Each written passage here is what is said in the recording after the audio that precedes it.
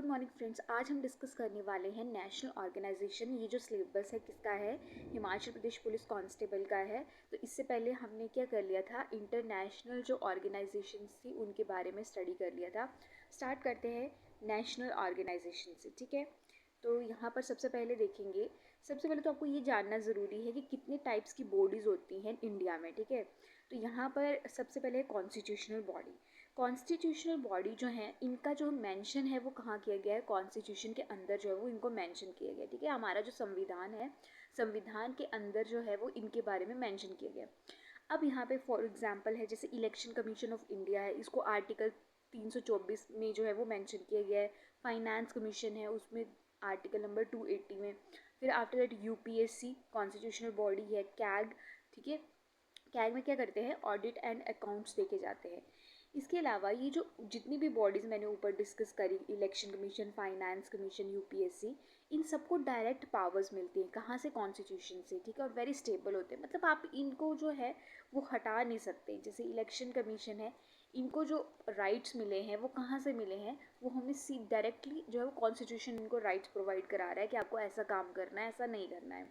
Next हम देखते हैं स्टैट्यूटरी बॉडीज़। स्टैट्यूटरी बॉडीज़ जो हैं वो कैसे क्रिएट की जाती हैं? ये क्रिएट की जाती हैं by the act of parliament. Parliament में एक एक्ट लाया जाता है। ये जैसे सेंटर में तो सेंटर के जैसे वहाँ क्रिएट किया जाता है एक्ट, वैसे ही स्टेट में भी एक्ट के थ्रू जो है वो आप स्टैट्यूटरी बॉडीज जो है वो बना सकते हैं।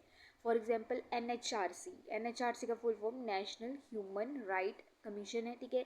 सेबी स्टॉक मार्केट को कंट्रोल करता है। एनजीटी नेशनल ग्रीन ट्रिब्यूनल, ठीक है, ये किससे रिलेटेड है? इन्वायरमेंट से रिलेटेड है। ट्राई टेलीकॉम से रिलेटेड है।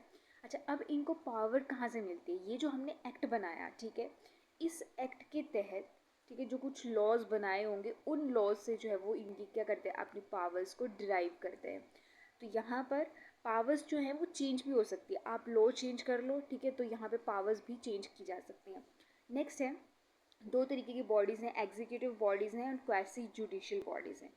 एग्जीक्यूटिव जो बॉडीज़ हैं ये कौन बनाता है? ये गवर्नमेंट बनाता है। गवर्नमेंट एक ऑर्डर पास करती है कि एक बॉडी बना दो, हमें ये काम करना है, और इस काम को करने के लिए एक बॉडी बना दी, ठीक है।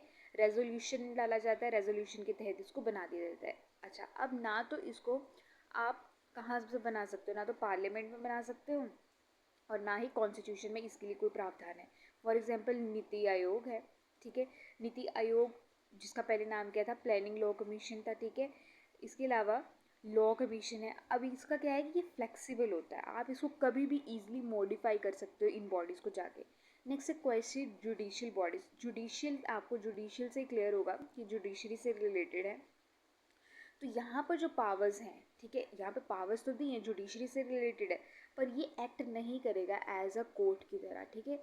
ये अपना मतलब आप क्या करना है कि यहाँ पर ये हैंडल करेगा कुछ केसेस को, पर यहाँ पे उतनी पावर नहीं है जितनी पावर किसके पास है? कोर्ट के पास है, ठीक है। फॉर एग्जांपल एनजीटी है, कमीशंस बनाए गए हैं।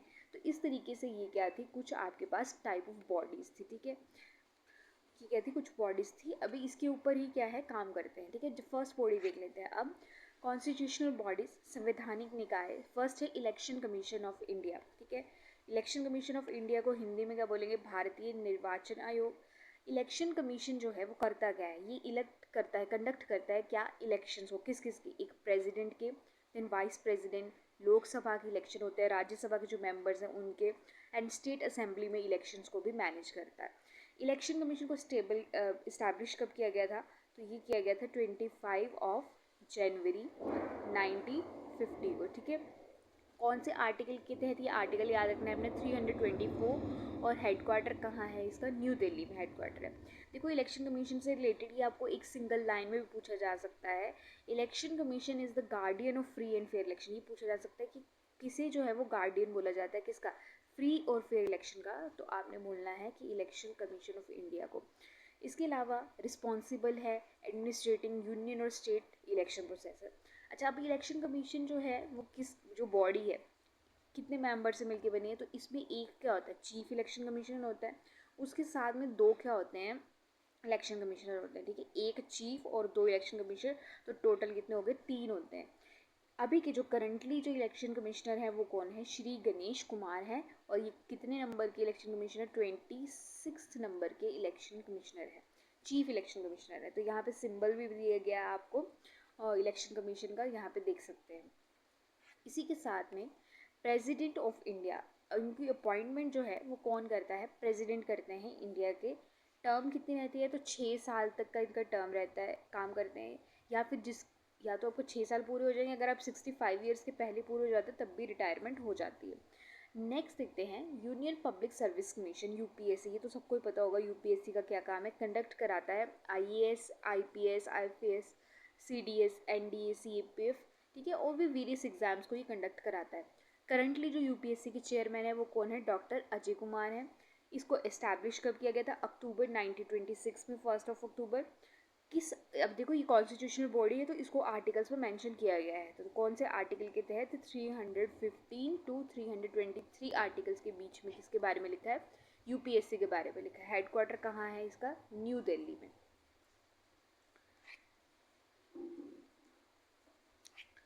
नेक्स्ट है कॉम्पिट्रोलर एंड द ऑडिटर जनरल, जिसको कि क्या बोला जाता है, कैग भी बुलाया जाता है, ठीक है, कैग भी बोलते हैं। इनको क्या बोलते हैं, गार्डियन ऑफ पब्लिक पर्स। जैसे इलेक्शन कमीशन को क्या बोलते थे, guardian of fair and free election, ठीक है। तो यहाँ पर आपके पास इसे बोलते हैं पब्लिक पर्स। जो आपका पब्लिक का पर्स है, जो पर्स सही समझ लो आप, पर्स वही वाला पर्स जो कि पैसे डालने वाला पर्स है, उसका गार्डियन बोला जाता है। इसको पॉइंट कौन करता है, प्रेसिडेंट अपॉइंट करते हैं। 6 ईयर का टाइम पीरियड होता है, या फिर 65 ईयर, जो भी पहले कंप्लीट होगा वो। Removed only by the supreme court. अच्छा, अगर आपको कैग को हटाना है तो आपको सिर्फ कौन हटा सकता है, जो आपके सुप्रीम कोर्ट के जज हैं वही हटा सकते हैं। आर्टिकल 148 में मेंशन है कौन से अकाउंट हैंडल करता है, ये सेंट्रल गवर्नमेंट के अकाउंट का ऑडिट करता है, स्टेट गवर्नमेंट के अकाउंट का ऑडिट करता है, पीएसयू, ठीक है। जो अकाउंट्स होते हैं ना, उनको मेंशन करता है कि इस अकाउंट में कितना जो है वो एक्सपेंडिचर हुआ है, कितना जो है वो रिसीट ऑब्जर्व की गई हैं, वो सब इसमें मेंशन होता है। नेक्स्ट है फाइनेंस कमीशन। फाइनेंस कमीशन को मेंशन किया गया है आर्टिकल नंबर 280 में, ठीक है।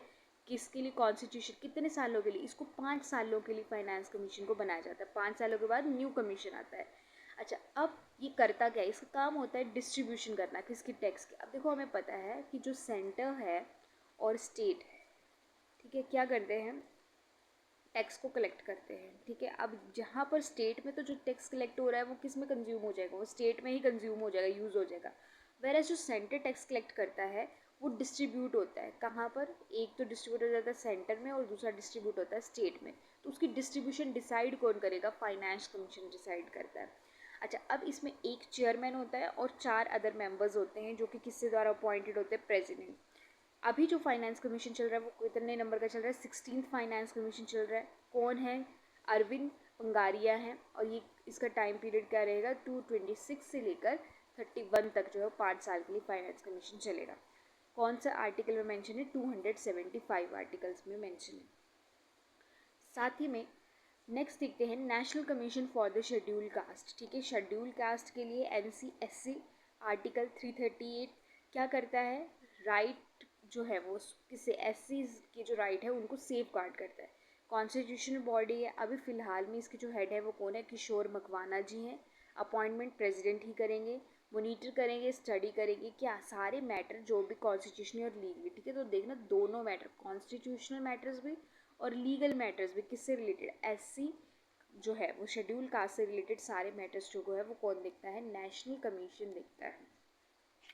नेक्स्ट देखते हैं national commission for the schedule tribe, ठीक है। पहले हमने देखा शेड्यूल कास्ट के लिए, अब शेड्यूल ट्राइब के लिए। जो शेड्यूल ट्राइब्स हैं 338 में मेंशन है इनका, उनके इंटरेस्ट, क्योंकि ये जो ट्राइब्स होती है ना, इनका कल्चर, इनके इंटरेस्ट बहुत डिफरेंट होते हैं, तो उनको सेफ गार्ड करना जो है वो इस कमीशन की रिस्पॉन्सिबिलिटी है। इनका कार्यकाल जो होता है, सॉरी, इनकी मेंबर कितने, 3 मेंबर्स हैं, और इसको भी प्रेसिडेंट अपॉइंट करते हैं। हेडक्वार्टर कहाँ है, न्यू दिल्ली में। फिलहाल जो यहाँ पर NCST के चेयरमैन है वो कौन है, अंतर सिंह आर्या है, ठीक है। Next national commission for the backward classes, ठीक है। तो 3 मेंशन हो गए, एक शेड्यूल कास्ट, एक schedule tribe and then the backward classes. Backward classes को जो प्रोटेक्ट करेंगे इंटरेस्ट को, सोशल एजुकेशनली जो बैकवर्ड है, ठीक है, सोशली बैकवर्ड है, उनके इंटरेस्ट को ध्यान रखते हुए काम करता है। आर्टिकल 338B, ये 338A। कॉन्स्टिट्यूशनल स्टेटस जो है इसको कब प्रोवाइड हुआ था 218 में, सॉरी 2018 में। अच्छा, किस मिनिस्ट्री के अंडर ये काम करते हैं? तो ये social justice and empowerment ministry के अंडर काम करते हैं। अभी फिलहाल के लिए जो करंट चेयरमैन है वो कौन है? साध्वी निरंजन ज्योति जो है वो चेयरमैन है। नेक्स्ट है attorney general of India, AGI of India. किस आर्टिकल में मेंशन है? 77। देखो, जो भी आपके इंडिया का सबसे हाईएस्ट लॉ ऑफिसर होता है उसको बोलते हैं AGI, ठीक है। तो यहाँ पर highest law officer of India कौन है? इस जो फर्स्ट टाइम बनाए गए थे वो थे MC स्टीलवर्ड, और अभी जो करंट के AGI हैं वो है R वेंकटा रमनई। तो इस तरीके से आपने इसको याद रखना है। अगर आपको ये वीडियो अच्छी लगी है तो प्लीज़ चैनल को जाके जो है वो लाइक करेंगे, शेयर करेंगे और सब्सक्राइब करेंगे। इसके अलावा आपका जो मैंने नेशनल इंटरनेशनल जो है ऑर्गेनाइजेशन वो करवा दी गई है, मैं उसका लिंक जो है वो डिस्क्रिप्शन बॉक्स में दे दूँगी, उस पर जाके क्लिक करो और जाके वीडियोज़ देख लो। इसके साथ में अगर आपको PDF चाहिए तो उसके रिलेटेड भी आप क्या कर सकते हैं, कमेंट कर सकते हैं मुझे। Thank you for watching the video.